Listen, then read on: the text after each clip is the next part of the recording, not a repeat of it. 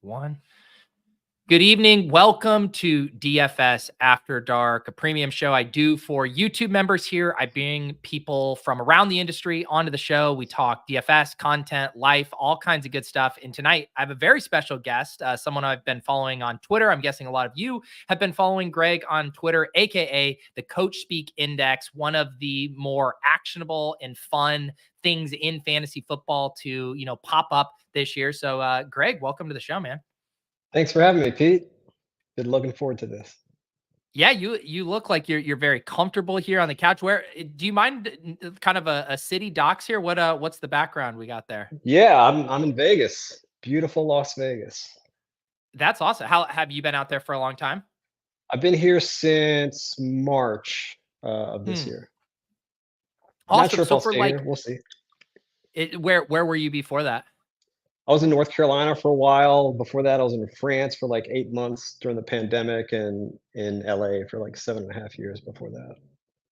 Crazy. So I feel like I have a million questions for you tonight because I don't know much about you other than kind of a few little tidbits you told me and obviously your Twitter account. So I'll try not to bounce around too much, but why don't you just let people know like how the Coachspeak Index started, when you got this idea, how you started compiling all of this stuff. I'm just fascinated by kind of like the process behind all of it.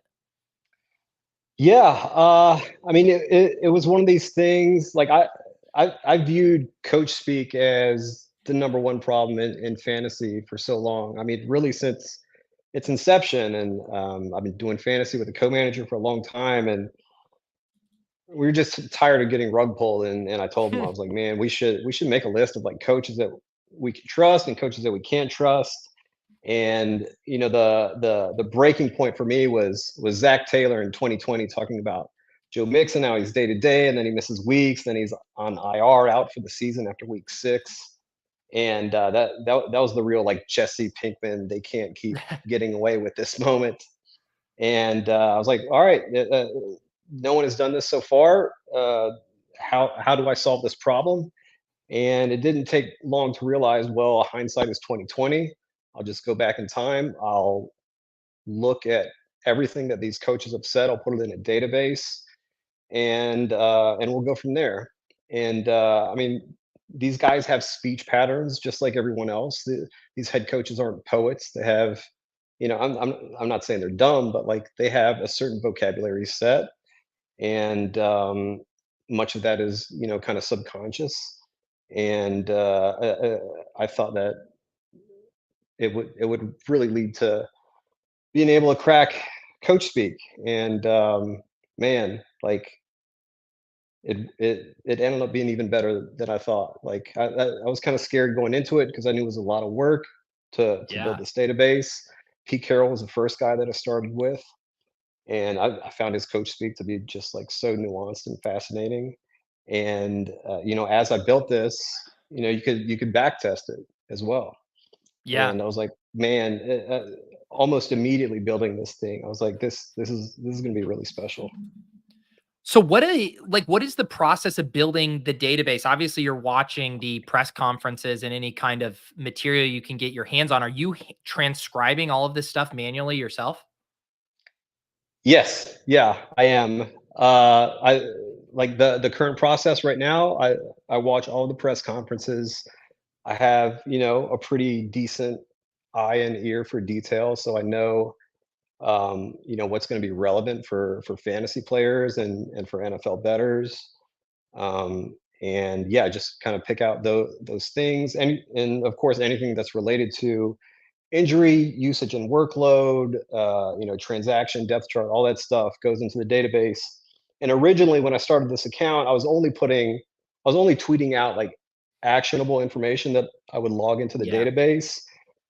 And then pretty quickly, I was like, well, there are a lot of comments that these coaches are making that aren't necessarily actionable, but I think they add a lot of context to situations. And so I started tweeting those out as well. I think like Dan Campbell talking about, Jameer Gibbs and David Montgomery's workload was one of Yeah. those first ones I did that wasn't like super actionable. I'd already tweeted out about that, and I almost didn't I was like, well, everybody already knows what the situation in the backfield is, and tweeted it out, and like 3 million views. People were arguing in the comments and going crazy. And I was like, yeah, I'll keep doing this. And yeah, so I think, I mean, obviously, like the actionable database is the biggest thing, but yeah, just context is so important. Whether it's just 30,000-foot view of how the head coaches view the situations on their team, and offensive coordinators as well, you know, being able to look at all of that, instead of just like what's the most recent thing this coach said. Well, Right. let's start compiling all of it, and that's kind of the next move for me. Is not just the actionable information database, but a database of literally every single thing a head coach and offensive coordinator says about any offensive player on their team. So I'm curious of like the nitty gritty. Is this in an Excel? Are you tagging things? Are you making notes and reminders to go back if a to then add the game log of the player he was referencing? Like how does all that sausage get made? Yeah, I have a yeah, it's a spreadsheet, and anything that's pending, I just kind of highlight as pending, and then I revisit it when it's resolved. I put in the results, because I'm not gonna, I'll know this week, what happened last week, but 5 years from now, my memory's not that good. Yeah. So it helps to just I try to paint as full a picture as I can, whether it's tweeting something out. I like to give full context. I think that's very important. And just for myself, having um, really in-depth, comprehensive notes of like, yeah, okay, this player did play in week 8. They did get 60% of snaps. This is what they did with it. It just makes it so much easier for myself down the road when I go back and reference that. So how much I assume like when you initially got the database going, there was a ton of like initial legwork, and now you're just taking in and ingesting the new information. But like, how many hours a week are you spending just total like consuming, working on the Coachspeak Index? It's a lot. It's so much. I bet. It's nearly every waking moment. Yeah, Goodness. people are asking me about doing like an NBA coach speak and college football coach speak. I'm like, dude, NFL has like the fewest games of any sport, and this is killing me to keep up with this. Yeah, I like if this gets bigger, which is the hope, and we do expand to other sports, I'll definitely need some sort of a team in place. You do say we. Do you have someone else helping you on that, or is that the royal we? That's the royal we. That was one of the things of like when I started this, I was like, all right, I just thought it made sense for it to be like, all right, if it's official, if it's like if it's the Coach Speak Index instead of just like this random guy, Greg Branos, that lends it like perceptive credibility, I thought. Yeah. Yeah, but like people are telling me I need to put my name on it more. Yeah, so you mentioned like the impetus being you getting fed up with Zach Taylor and kind of wanting to get into the bottom of this, who you could trust. What kind of fantasy have you played? I assume that was a pretty serious league if you got this fed up with it and you're like, I'm willing to do the legwork to try to avoid these situations. Yeah, I was playing. So that was 2020. I was playing I had like $1,000 home league that I'd been in for a long time, and also had like weekly side bets of around like usually around 800 to 1,000 each week every year. So yeah, it was a big deal. Also, like I just don't like being lied to. I don't like knowing what the situation is, like I don't like ambiguity. I like things to be clear. And if I can make something ambiguous clear, um, man, that's just like that's huge. For sure. Yeah. And I know lots of people in the chat tonight love your account. And I know you've been getting lots of love from fantasy Twitter. Definitely much deserved. It has been a critical account, I think, for anyone who's playing fantasy seriously to check out. You mentioned spending so much time on this. Do you have a day job? Is this your full-time thing? What were you doing before you dedicated all this time? I'm curious what you've been up to. Yeah. So right now I'm working for a card breaking company. I don't know if you're familiar with like sports card breaks, Yeah. but a friend of mine owns a sports card break company in Vegas, KO's Card Breaks. Check it out. Yeah. So Plug it. yeah, I've been working with him after my contract at Yahoo ended, came out here, and I was like, well, I'm going to be doing Coach Speak. I'm going to work on this. I'm going to see where it goes, and need something to kind of pay the bills in the meantime. um so yeah, so when I'm not like there, and he's been like super generous about allowing me to listen to all the press conferences and watch the press conferences while I'm working there, just like sorting cards or whatever, which is cool. um but and yeah, the rest of the time is just all coach speak. And I've also been consulting on a game show that's going to be premiering in either January or February. I can't talk about it right now, but I think all the betters are going to like this show, and I think it's going to get a lot of engagement online. I think people will be talking a lot about this show that's coming out. Sounds like you have a lot of varied interests, skill sets. Did I see too that you was it in your Twitter bio that you've done stand-up comedy before too? Yeah, I started doing stand up in 2006, and did that for a long time. And I moved to LA in 2013. This was a year. Oh, maybe we can get into that if we talk about the poker stuff. But I got Yeah. robbed at gunpoint in 2012 when I was running a poker game in North Carolina. I was like, I need to stop doing this. I need to, you know, make a little safer choice in my life. And I'd written a New Girl spec script that a friend of a friend was a writer on New Girl, and he was like, "I'm gonna pass this along to her." She read it. She's like, "Oh, you need to be pursuing like comedy writing full time." By And her, do you mean so Zoe Deschanel? no, no, no. Oh, okay. It was a Right. writer on the Okay. I show, was like, 'cause Rachel yeah, yeah. Axler. Yeah. Okay. Okay. Um, yeah, so I moved to LA. I wrote a dark comedy, or co-wrote a dark comedy screenplay about a mismanaged suicide hotline, and got some heat off that. Got a producer attached to that, and spent like, yeah, 7.5 years in LA, just uh yeah, just like pursuing screenwriting.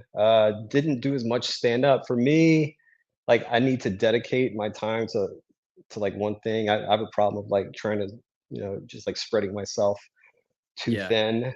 I was like, I definitely can't do both of these. Also, I've been friends with so many stand-ups who were like road comics, and that life just seems awful to me. And I've done some of those like road shows that are a 2-hour drive, and then you drive 2 hours back for like $150. It's like, no, I like being comfortable, Yeah.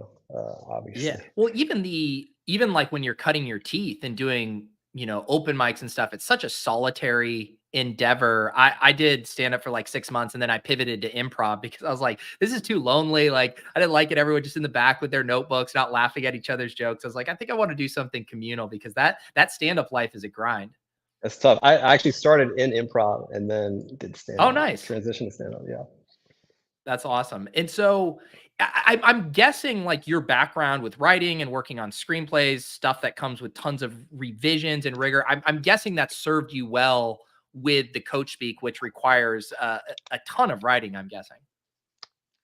It does. Yeah. Yeah. And Yeah. again, just like having like an eye for detail, like having a certain sense of like what people want, because that's what stand up is, like Yeah. you're yeah, it's just like these, you're talking about communal universal truths, or even if it's kind of like abstract stand up, it's like I know where like I know where this funny target is for like these people in the audience. And of course you'll have like Yeah. different audiences, like depending on what venue you're at, but you kind of learn of like, okay, one joke in, I knew like, boom, this is exactly what kind of audience I have. Like these are the kinds of jokes that I'm going to be doing. And yeah, I think that kind of like serves me well in Coach Speak is also, and just adding a little tinge of humor here and there.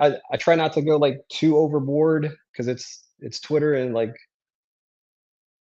like people now have just such severe ADD that they don't want to be reading this, Yeah. whole long thing. So it's like, all right, here's the pertinent information. Here's how I think it translates. And like here's a little like something thrown in that maybe it'll make you laugh. That is a tough thing, right? When you because what you're doing is very actionable. It's very information based. There comes, a lot of times you'll see the fantasy consumer be very entitled. I don't want any fluff. I don't want any of this. I don't want any editorializing. Just give me the info. Like, what has been the overall reaction? I'm sure it's been like polarized. A lot of people who love it are the people who like, are fans of teams that take umbrage with the way you spin something, stuff like that. I've been extremely surprised that I'd say like 98% of the feedback I've gotten has been just so positive. Hmm. Usually, if someone will chime in with something like, "Oh, this guy doesn't know what he's talking about" or whatever, it's like someone that doesn't follow the account. It's someone who like believes this myth that like Pete Carroll can never be trusted, whatever he says. Yeah.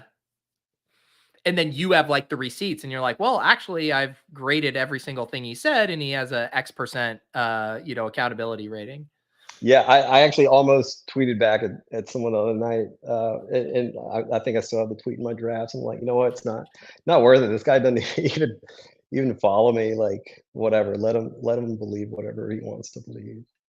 So who is the most reliable coach when it comes to Coach Speak? Who can we trust the most? There are a few like super reliable ones. Kyle Shanahan is extremely reliable. He's just like so brutally honest. Dan Campbell is close. Um, Frank Reich is kind of up there. Uh, and I think, man, this like really shocked me when I created the database and I finished on this coach. But like Mike McCarthy is like maybe the most reliable, honest guy. Really? Like, Just an open book?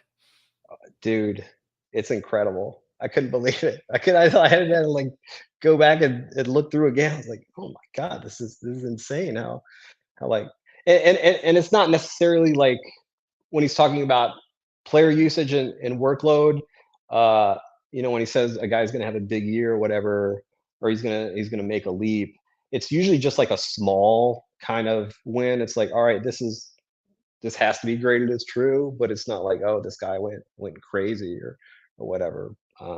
But yeah, very, very reliable guy. And I think what's so cool about the database, right? And you mentioned the kind of people who say like, "Oh no, I don't trust a word Pete Carroll says," or everyone has like a specific one-off example where they thought they were Yeah. burned, but you have the entire body of work, right? Where you could see the whole thing. And there's, I'm sure, for people, a primacy bias of, I remember this one thing, therefore they're not reliable. And it's like, well, if they said 100 things and one thing wasn't reliable, it still means they're a pretty reliable person. Yeah, not 90% doesn't equal 100%. Yeah, again, like the people that tweet at me about Pete Carroll, they're always saying like, "Well, what about Chris Carson?" I'm like, "Okay, like what example are you citing? Because I have an entire database of it. Like, go ahead and cite your example, and I'll hit you back with some more, and they'll be about Chris Carson. Like not just any random player." Well, that's there's a lot like the fantasy industry from a content perspective and even a tools perspective is very saturated. It's really hard to come up with unique stuff. And then even if you do, sometimes it's like, oh, well, what if someone scales it better or whatever? But like your operation, I feel like it'd be so hard to outwork you or even catch up on what you've already done because what it sounds like you're doing is so highly time sensitive. I assume you don't feel like even too competitive with what you're doing. I don't even know anyone else even coming close to doing what you're doing. Yeah, when I had the idea, I was like, this I mean, it's a good idea, but it's not like I have some ideas that are like no one is ever going to think about this. Like, it's not a problem if I hold on to it for a while and do it eventually. Like, no one's going to come up with this. With the Coachspeak Index, I was like, man, I can't believe no one has done this by now. Like, it seems so simple. Yeah. If like, all right, like we just go back in time and we look at everything that these guys have said. But then once I started working on the database, I was like, okay, like I could see maybe someone before had this idea and like got into it or like, no, this is going to take way too long. Um, but yeah, I mean, if someone wants to replicate it, like they got to put in a couple years of work, and Yeah. and again, like they're not going to have the humor that I bring to it, and they're probably not going to have like the eye and ear for detail that I have, and yeah, so I'm not like super worried, but like I'm also not resting on my laurels. Like I'm trying to make this thing better every day, and already have like a blueprint on like people think this thing is good now. I swear to you, like in a year from now, if things end up working out like I think they're gonna work out, this thing is gonna it's gonna be unfair. It's gonna blow people's minds. Like Dude, I think I have a that 25 to 30% chance to crack NFL draft props that's coming up here. We'll see. I don't know if it's ooh, gonna happen, but like that's fun tease. I think it's possible. Have you because you obviously have the Twitter account, very popular. You have the website, the coachspeakindex.com. Have you considered a YouTube channel? Yeah, I've thought about it. I have a TikTok as well, and I haven't like had time to maintain the website or TikTok. The website, I was just like, I'm gonna go ahead and put this up, mainly just for the bios, but it was training camp and may as well like write up all these different like pending coach speak things. But it just like, I mean, there's every day it's like 8 hours of press conferences to watch, and then then I have to clip the videos and I have to go in the database and look for cross referencing, and then I have to tweet it out. Like there's just not a lot of time. So I would like to, yeah, like engage with people or whatever, whether it's like a Spaces or a YouTube thing. But man, like I just launched it 3.5 months ago. I'm still trying to kind of like find my footing business wise.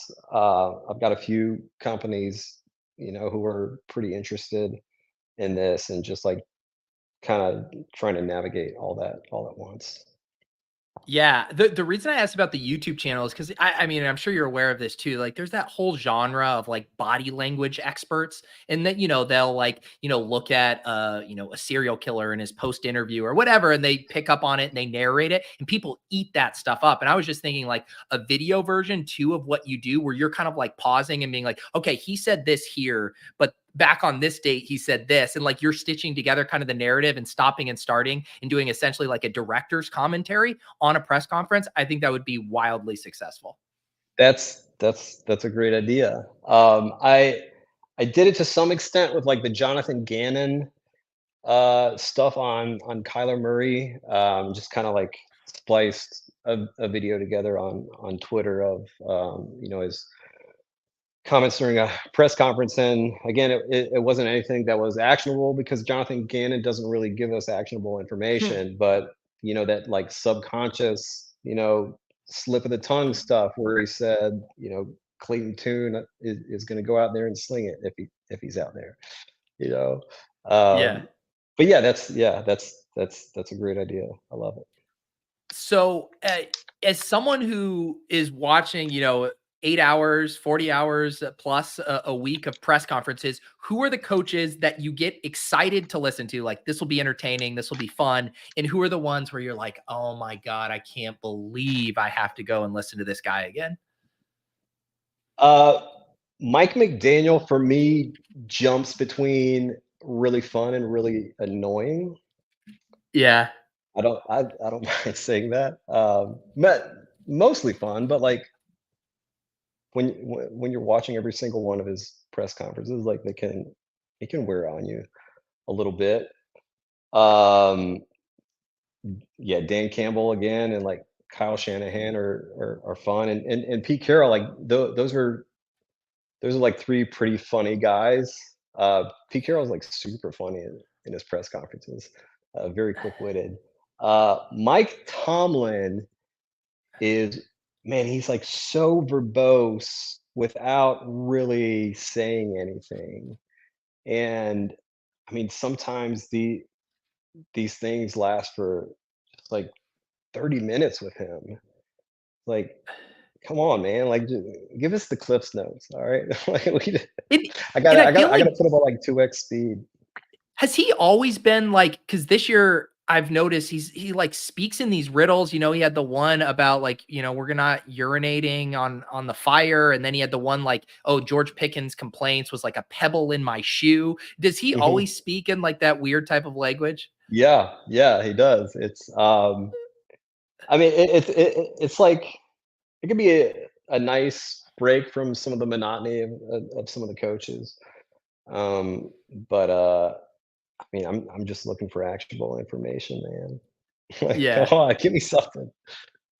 No, I believe that. The chat wants to know about Arthur Smith. Obviously, he has been probably the biggest thorn in fantasy players' side. Has he been like the most engagement you've gotten from posts so far this year? Uh, Overall, yeah, it's tied probably between him and Dan Campbell.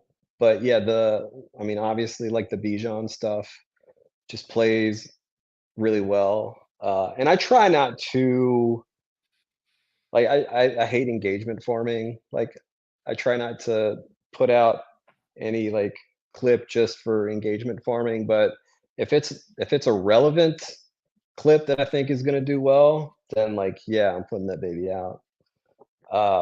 So yeah, we've gotten a lot of that from Arthur Smith this year. Completely unreliable guy when it comes to his coach speak. And those are the really annoying ones. The guys that are like 50% reliable because like you don't really know which way. That the only thing that I have to go on in those circumstances is sometimes it'll be, yeah, a guy that's like 50% reliable. But when they use like certain phrasing, it's like, okay, you can count on it in this situation. Is there any like, obviously the what I've consumed of Arthur Smith is literally just the snippets, it's just the pull quotes, it's all of that. Is there a charitable reading of Arthur Smith, or is he the narcissistic asshat that, as Stephanie is calling him in the chat here? Is there anything redeeming about Arthur Smith? I'm trying to give him a fair shake as someone who's watched every second of him talk. I mean, he is a pretty I mean, yeah, he's another guy that like can be pretty funny and he has, you know, a dry sense of humor. And it plays well like sometimes, but most of the time it doesn't.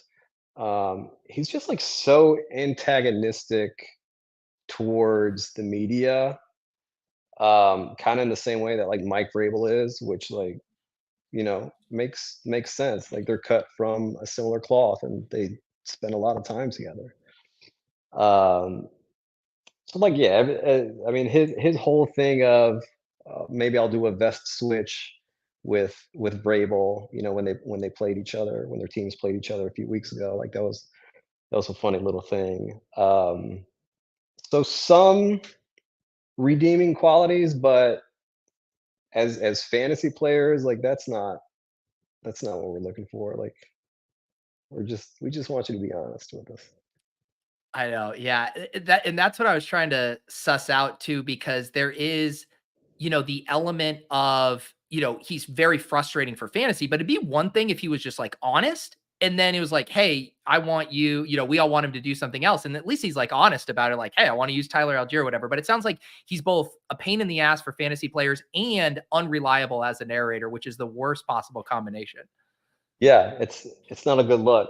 So he's overall he's pretty annoying. I think right now, like maybe my least favorite is Brandon Staley. Like Okay. get I get saw this his guy out, meltdown man. presser Get this the guy other out of night. here. Oh my Yeah. God. Yeah, What?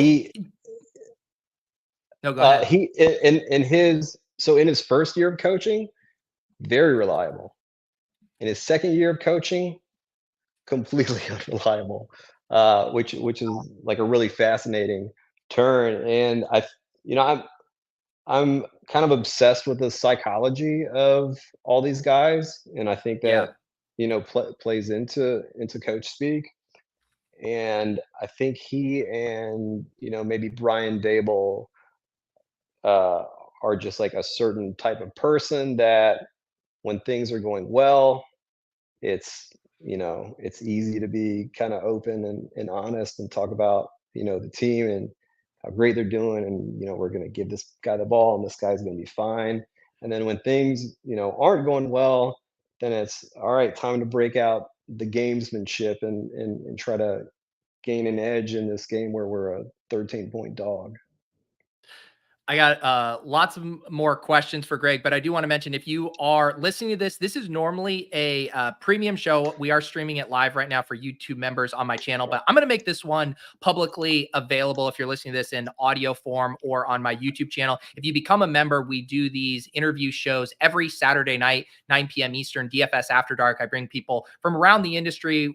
I get to know them, catch up with old friends, generally build a DFS lineup at the end. So if you want to get access to the rest of these premium ones, become a YouTube member. But Greg, one thing I wanted to ask you about even just from afar, I seem to notice like an undercurrent of fantasy football infecting these press conferences. Obviously, the Arthur Smith is a big one. Even listening to Kevin O'Connell talk about all the Justin Jefferson questions, the organization's like, we're not going to rush him back for other reasons. It feels like he's subtweeting fantasy. Have you noticed that element of like fantasy supercharging all of these conversations? Another one being like the Colts when they were asking him about Jonathan Taylor. Why wasn't he getting touches? Why is he not getting more touches? It seems like fantasy is driving a lot of this.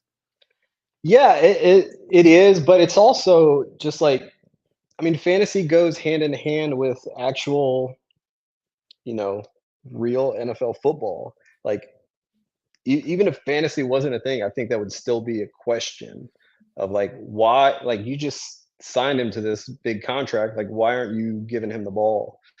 But the fantasy questions, like, they play well. And I think reporters are recognizing that. So it's, and any question of like, why aren't you giving this guy the ball that everyone, that the general public thinks you should be giving the ball? Are you afraid of that you're about to get fired? Is is another one of like, what changes are you going to make? Yeah, that stuff. Yeah, because it does seem, for a while, when fantasy was more kind of like the redheaded stepchild of the NFL universe, it was like, oh, what you guys want and what we're trying to do and win football games is this entirely different thing. But I feel like as we move closer and with how interested the fantasy community is in, uncovering talent and finding upside and explosive plays and all of these things, it's like our interests are actually relatively aligned with the goals of an offense, right? To get the ball to the best players, score the most points possible. It's like we should be on the same team with this stuff. Yeah, absolutely. Mm. It makes perfect sense. Um, what you mentioned a couple sites talking to you. I am curious, just kind of behind the scenes, the different angles you could take it from, like a monetization thing, whether that would be, paywalled or some premium content. It sounds like you're maybe talking to some people about like a site sponsorship. So like, what are the things you're tossing around? Because as I know, when you do this stuff as a labor of love, and it sounds like you're doing a lot of labor, eventually you got to get compensated for what you're doing. Yeah. I mean, that's the end goal. I just want to make sure that it's a really good fit. I I don't want I mean, I hope this like doesn't cost me opportunities, but like I don't want Coach Speak to be behind a paywall. I understand Yeah. that, companies and people have to do, what they have to do to pay the bills. But I mean, this is just like something that's necessary for fantasy. And I've been a fantasy player for like 2 decades. And I'm just trying to approach it from that mindset. Like, if I don't if there is no good fit, if I don't join a company, like maybe eventually I'll do a Patreon. It's like, hey, like I'd love to put 80 hours a week into this instead of like my free 35 or 40 hours a week. If people wanna throw a couple bucks a month or whatever, and just figure out like, yeah, maybe there's like some exclusive content, or like, I don't know, a Discord or something. Honestly, like I just don't have a lot of time for a Discord. I Yeah. don't mind like people messaging me on Twitter um, for stuff, but yeah, I just want to make sure it's a good fit. And like the Coachspeak Index it's a great idea, but it's just like one idea. I don't think it's like even my best idea. Like I have a lot of other great things that I could bring a company. So like if you're a CEO listening, like you'd be pretty lucky.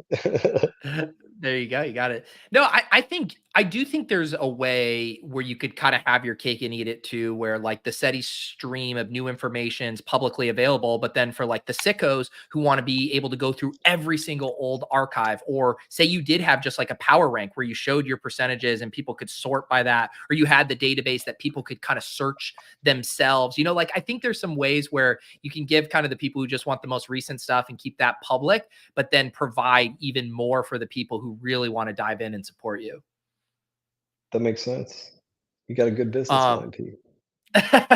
well, it's a tough thing to crack, especially like, these days with how much, tomfoolery there is with the X algorithm and like the monetization stuff. And it's hard to drive traffic out from X. So when X is your primary, source of engagement and community and all of that, it does, I think, make it hard to be like, okay, where can I take this eventually to have my own thing, to own it, and to actually be able to monetize it in a real way? Yeah, I mean, my nightmare is that just like X goes down and like what what now? Like I don't want to go threads. No. Well, it honestly though, like my advice to you as well would, I mean, I would start a newsletter, and just do like a weekly thing. So you own your email list. And then if something like that happens, and I guarantee, you could start pushing it. And like, even I've read all of your tweets because, I'm a sicko, and I write a newsletter myself. And so I like to keep up to date on it. But like for the average person who maybe isn't on Twitter all day too, like even a roundup at the end of the week, like a once a week thing, being like, hey, these were the 5 most interesting quotes from the Coach Speak. Start building up your own email list and providing value to a lot of people. I think that would be valuable as well. I like it. All right, Greg, we're getting you up and running here.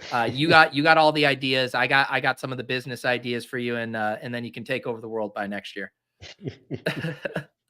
Has it like, do you find, because it does sound like what you're doing is such a grind. Has it enhanced your enjoyment of the NFL itself, like the product, like when you see these subplots with fantasy versus a coach, or, a coach with the media, do you like get your popcorn out, or does it feel like a job at this point?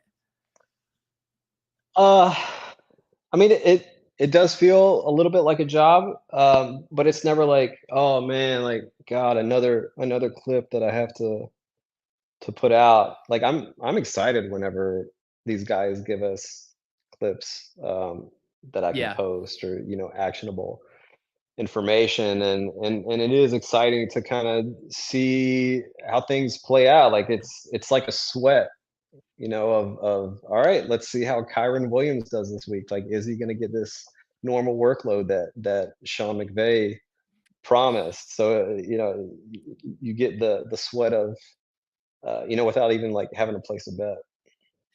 That is such a fun, because I noticed that once I started doing, more touting, or, saying plays that you like, is like that sweat becomes as big as your own action. Like you want Oh the yeah. things that you put out there.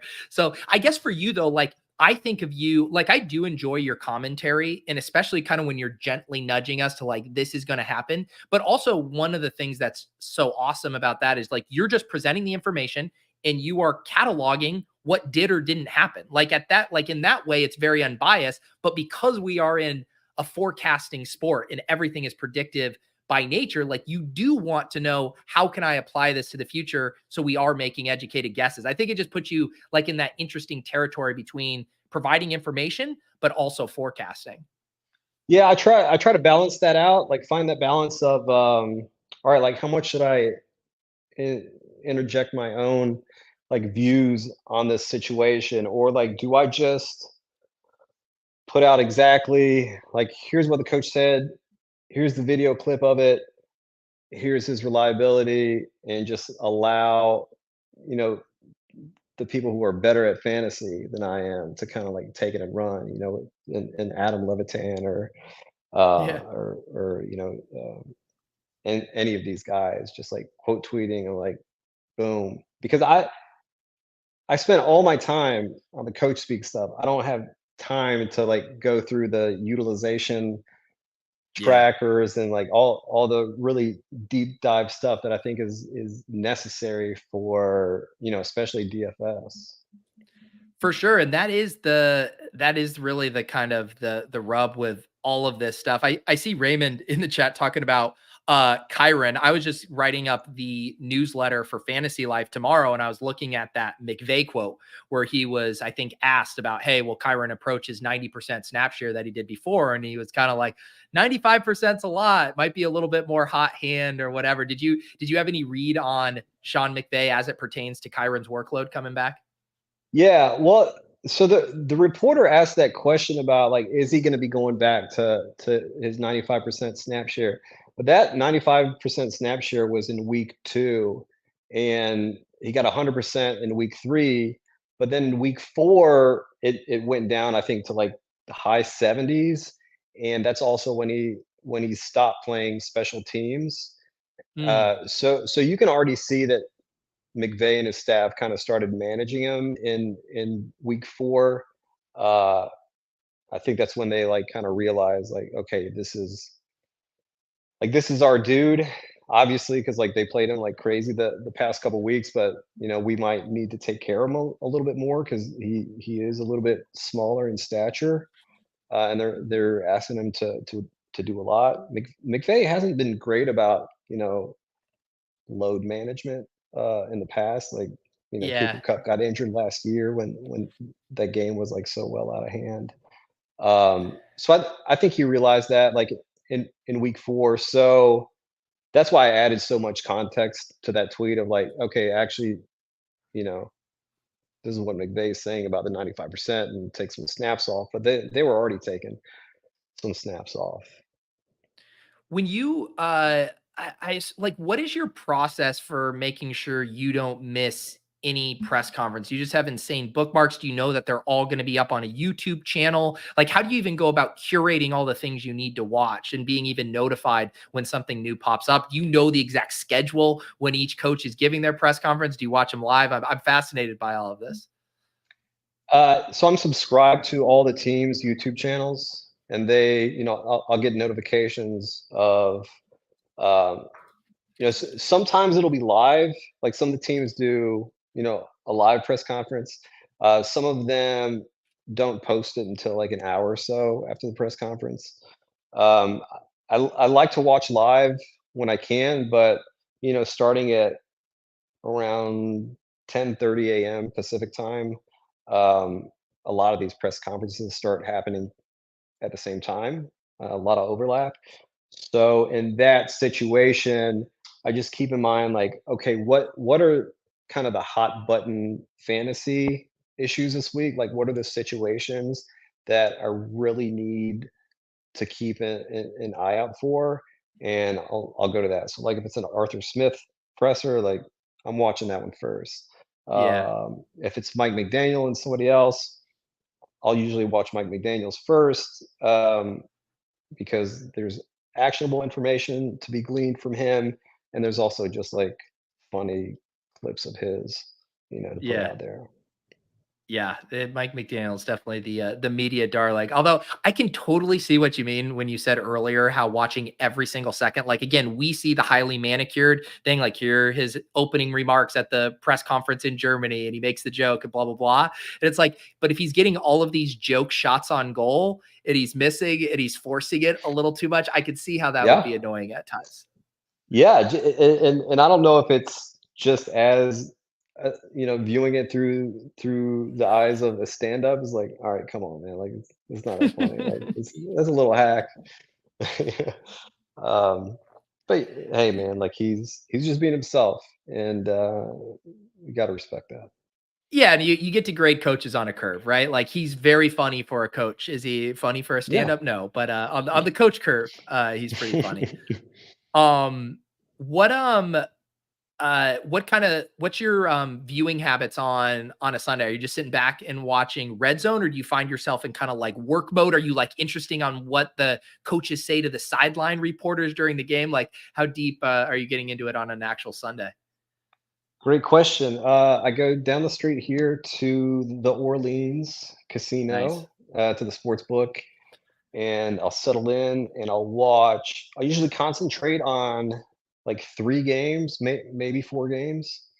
Um, and obviously all the games are on, so I can sneak peeks here and there.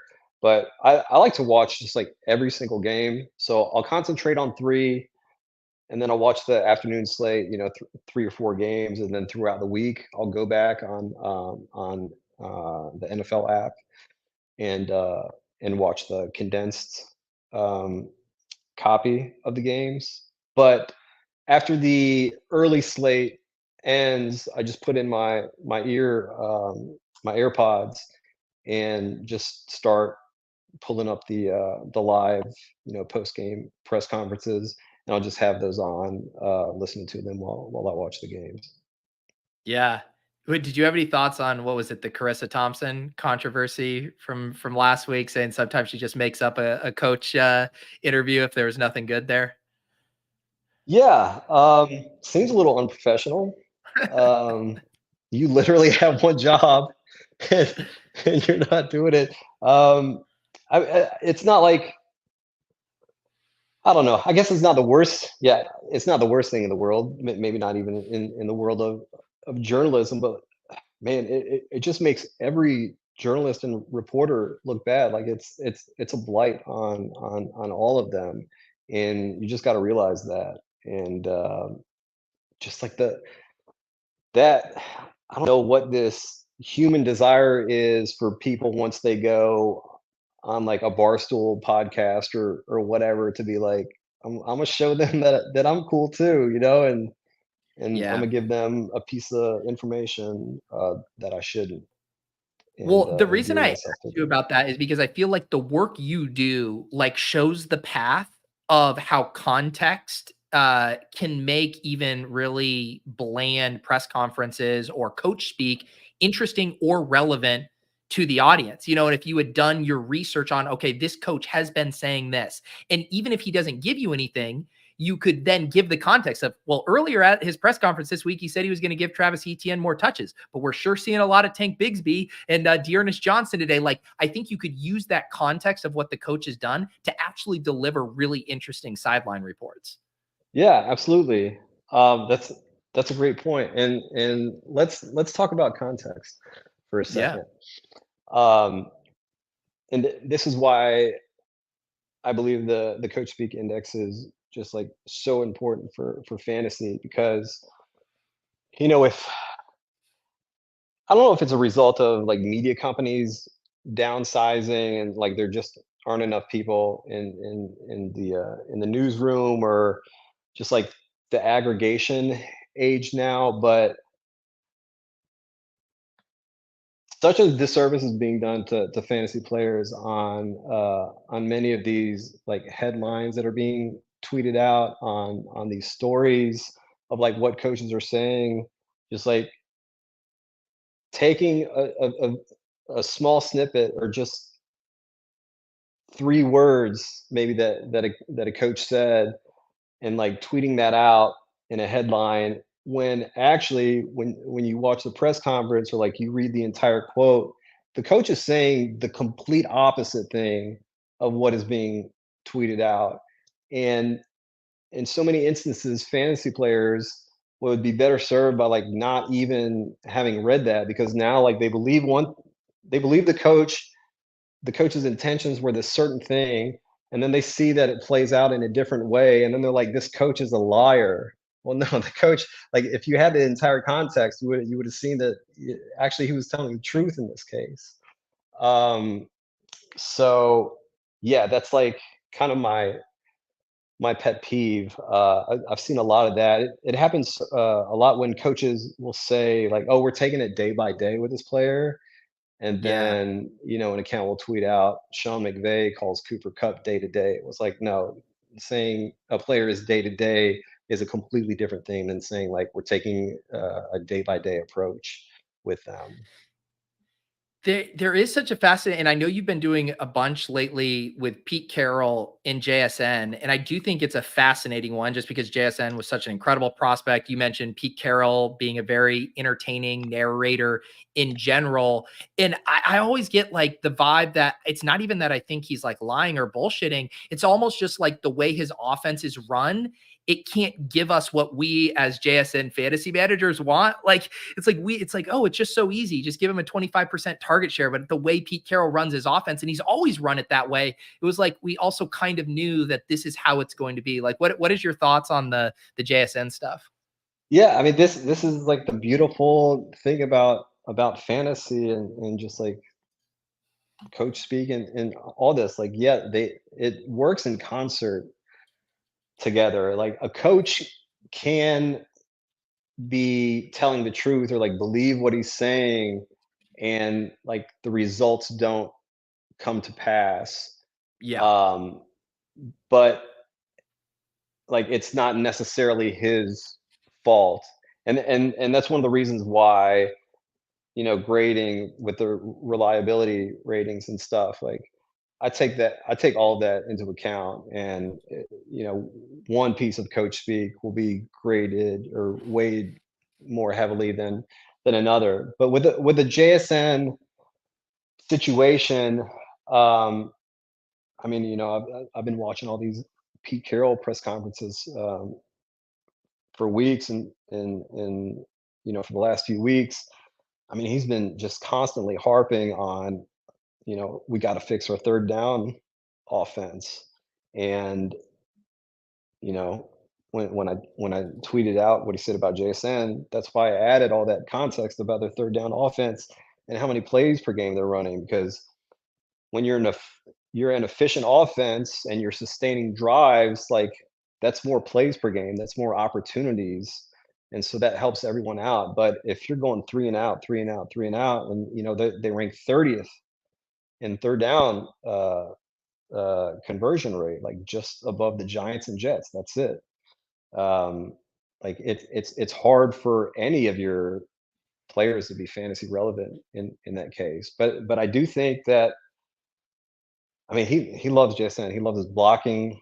He loves his talent, and they got three talented receivers. Metcalf hasn't been great this year, but I think the key to like them, I think he was also taking like a kind of veiled shots at Shane Waldron, their OC, and Geno Really? Smith when he said, when not like shots, but Yeah. like saying we need to see stuff better.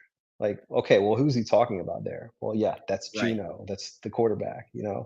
Uh, so I think it's incumbent on Waldron and Geno to kind of like fix this situation.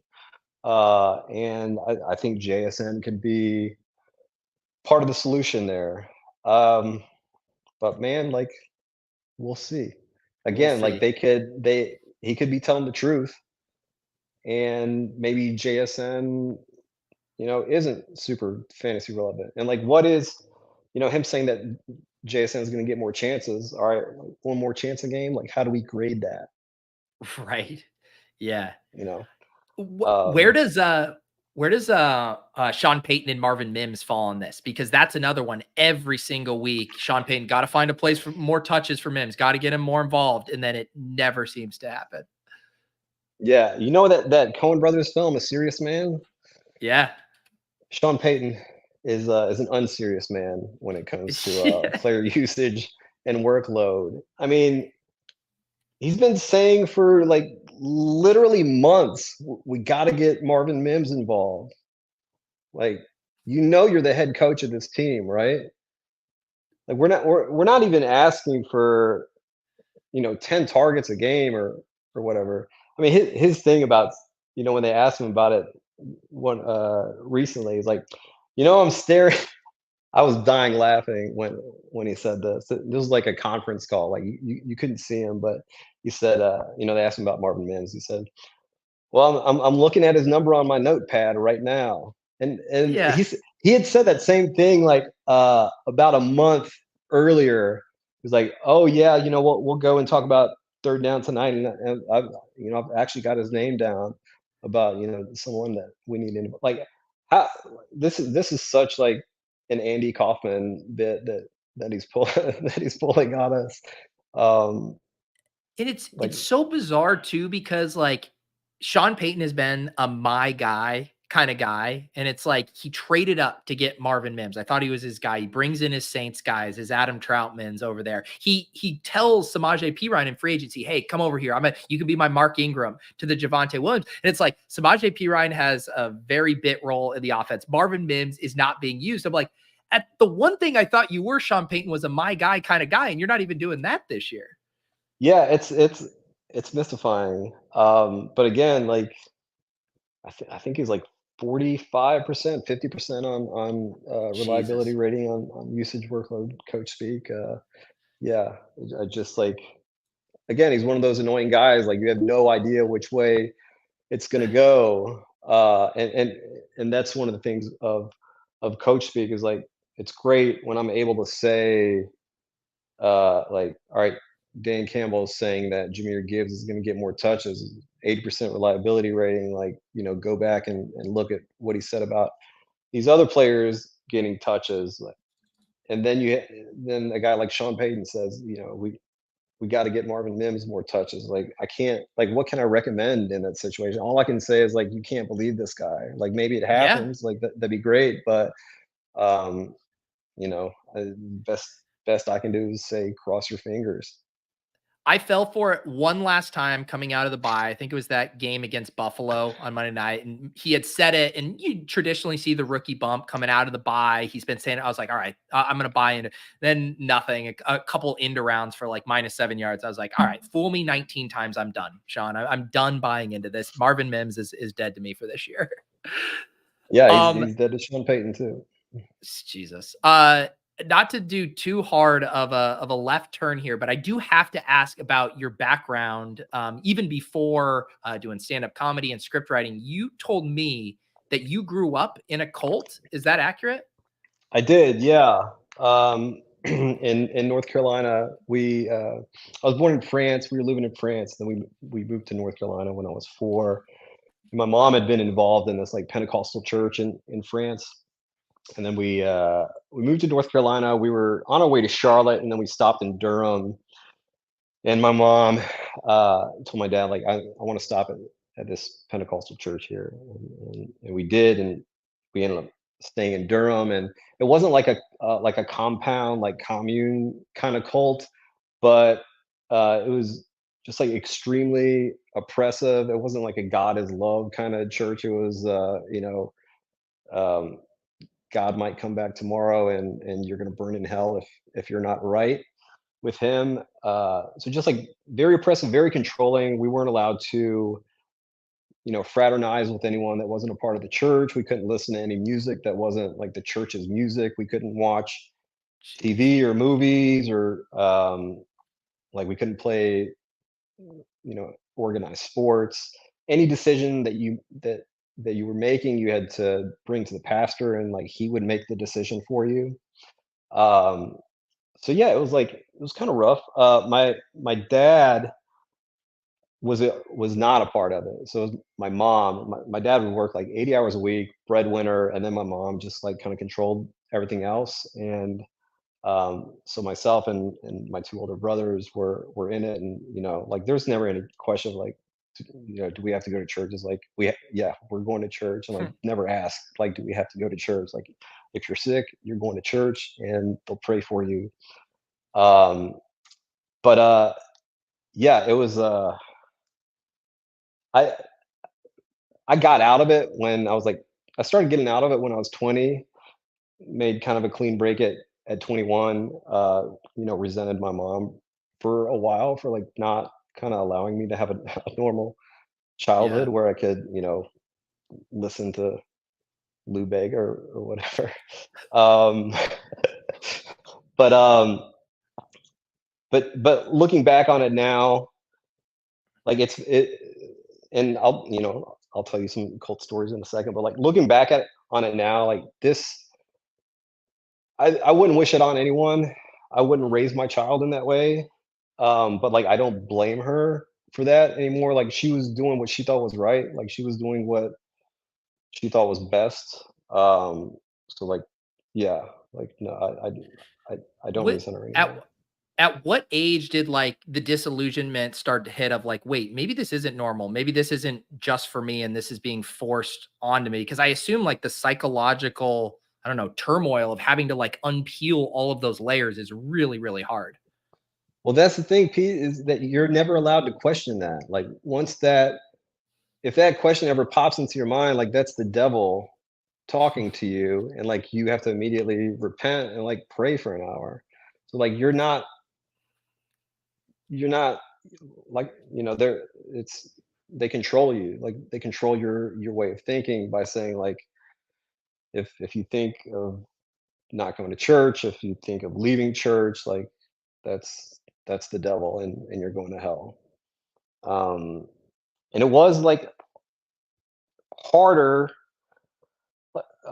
because like I mentioned, my dad wasn't a part of it, so he had a TV in the house, and I wasn't allowed to watch TV. But like I'm a kid, and he's watching cartoons on Saturday morning. I just like want to watch cartoons, so I still remember being like 5 years old and sitting at the kitchen table, and there was like a window there that the TV from the living room would reflect on the window. So I would just sit at the kitchen table, like watch, like look at the window, like I would watch, kind of loophole, like watch the cartoons on Yeah. the reflection on the window. And Goodness. my brothers or mom would come by and say, "Craig, stop watching TV." And I'd say, "I'm not watching TV. I'm watching the window."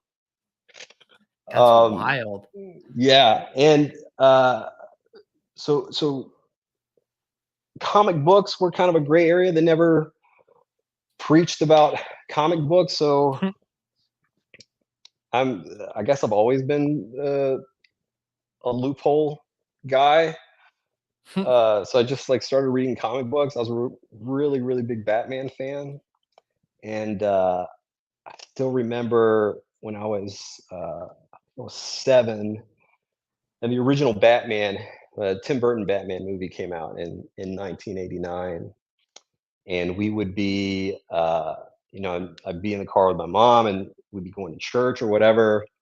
And I would see on the marquee, movie theater marquee, like Batman. I'm like, I want I want to watch this thing so bad, but I knew that I wasn't allowed. So what I did, my I had my parents buy me packs of the Batman. They had Batman the movie trading cards, Mm, and I had them buy me the packs of those trading cards, and I assembled the entire set. And on the front of the trading card was like a still from a movie scene in the movie, and then on the back was like a description of the scene. So I just laid all the cards out on the floor and watched the movie that way. we got guys in the chat, Nick saying story hits close to home. Also grew up in NC in a very Baptist religious household where I couldn't do anything, didn't really break out of it until my early 20s. And then my guy, Historical Anomalies, question for you. In an odd way, did the cult prepare you for Coachbeat on figuring out BS from non-BS? Wow, great question. Yeah, just I mean, what so when I went to I'll just tell you the way that I like broke out of this was um my dad, like the one thing that he insisted on was that I go to college. And like the church didn't want you going to college because obviously you're gonna be subjected to, you know, ungodly lifestyles and material and ways of thinking. But like this was non-negotiable for him. He's like, Greg's going to college, like it's gonna happen. And yeah, once I went to NC State and started experiencing a little bit of life, saw my I was tempted by movies showing in the campus cinema. First movie I saw in a theater was Spider-Man in 2001 at the campus cinema at NC State. And I was like, man, this is like pretty cool. Started playing, poker, met some friends. Was like, all right, I think this is more my style. I'm Yeah. not as much into the other stuff, but it took me like a full year to really kind of break out of it. I had my first beer at 21 when I was at the Del Close Marathon Oh yeah, I've in performed New at the Del York. Close Marathon. Yeah. Oh Yeah. man, dude, it's so fun, isn't it? Yeah. But I was at a bar after our show, and like Tina Fey and Horatio Sands were sitting at a table away, and I was in the inside of this booth, and my friend Corey, who's on our improv team, brought a Corona back to the table and put it in front of me. I never had any alcohol. He said, "You're not leaving this bar until, until you drink this beer." And I succumb easily to peer pressure. I drank the beer. I felt like so guilty, and that weighed on me for a while. Wow. But it was also like crossing a threshold of like, well, I drink a beer, so I guess I'm completely out of this church now. Like Yeah. I'm a full reprobate backslider. Good. Um, but The the Go ahead. No, I was just gonna say like there there were very long lasting effects of repression. Um, like it just I didn't know how to like do anything really. I was just like so sheltered. Like I mean, I had no idea about like sex. Like that talk never Yeah. never came up. Like I didn't lose my virginity until I was 29. Like Adam Levitan wants to talk about team no sex. Like I was team no sex, brother. um, so yeah, it just like took so long to kind of break out of the shell and like shake off all the guilt. Um, and that's like the period where I was kind of resentful toward my mom. But like again, I knew she wasn't trying to destroy my life. Like she thought this was the right thing. So Yeah. like that's fine. Man, that's incredibly tough. I mean, the silver lining, it sounds like you're doing awesome, and it also seems like you've lived multiple lifetimes since then.